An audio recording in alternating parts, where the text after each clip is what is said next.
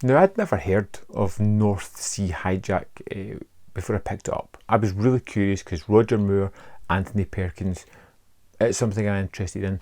I knew it was roughly terrorists. I knew Roger Moore had filmed it in the early 80s, probably late 70s, in between Moonraker and For Your Eyes Only. And it was just one of those movies that had a kind of curiosity, and that is all I had. I picked it up because sometimes you just want to take a chance. And almost instantly, I loved this movie. You get thrown into this character of Roger Moore, which is probably the main thing that I liked about this movie. This guy, Roger Excalibur Ffolkes, terrific name straight off the bat, is a real character. Jumps off the kind of screen. He is very misogynistic. He is extremely hard drinking. He is blunt to the point, but he is very good at the job that he does, and he trains people to take down terrorist units. Anthony Perkins just happens to be a terrorist who has hijacked a boat and put landmines on an oil platform and is demanding 25 million, or he'll blow it up and the government call in folks to disarm him. That's the basic thing about this movie, but it doesn't tell you everything about it. You know, the movie has some typical points about it. The basic story feels kind of formulaic and it goes the way you're fully expecting it to, but I really do feel that Roger Moore and his dancing eyebrows really bring Ffolkes to life in this one, and it's through lots of interactions. Like, his interactions with women are just outlandishly hilarious because of how just misogynistic he is. There is one moment where he is telling a tale of his life, and it's just got to be a whole lot of nonsense, but it's incredibly funny. You know, it starts off with both my parents died during childbirth and just goes on to this triad about why he hates women so much, having to wear women's clothes until he was 10.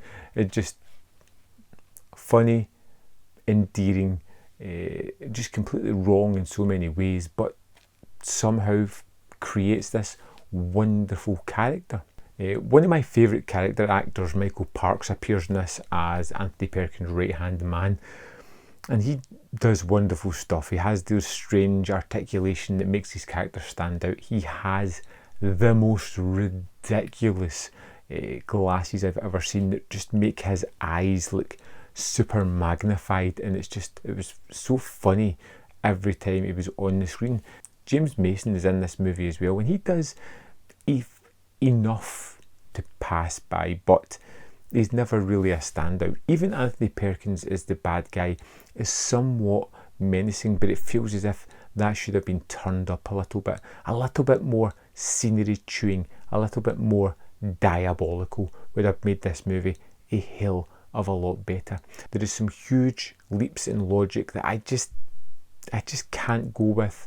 They make the movie kind of falter ever so much. Like, well, they're spoilery if I really go into it, and I don't know if I really want to do that to you guys just yet, but I really did like North Sea Hijack, and it was all down to that character of Rufus Excalibur Ffolkes and his bottle scotch swigging ways. I think it was a real terrific character. I would love to have seen more of that character in his further adventures. I think it has a ridiculously silly final scene as well, and it's one of these movies that, as I talk about it, I realise that it's not perfect, and that's great because that's the way I kind of like it. I like the novelty factor of this one. It's one that I would wholeheartedly go back and check out again. I thought the transfer was particularly brilliant on this. Like I said, just if it had a more evil villain, I think this one could have been one for the ages, because I really do enjoy it, and I know it's got its detractors, but for me, just pure entertainment. Really did love it. You get Roger Moore, who for a fit swimmer, diver guy who's a hero, looks a little bit as if he's put on that middle-aged spread, especially later on when he's wearing his red swimsuit, diving suit should I say, that looks just, it looks a little bit as if he's got some extra padding there as well. There's a rather sad demise to our villain, who I wanted a more explosive, disgusting death for him. But I really did kind of like this one. It was a whole lot of fun, and one that I will recommend if you like the kind of 80s action movies, or if you like men on a mission type of thing, terrorist movies. You're going to find something in here that I think is a hell of a lot of fun. I'd love to know your opinion of North Sea Hijack, or Ffolkes, its other title. Let me know in the comment box below. I'll see you next time on Man v Film.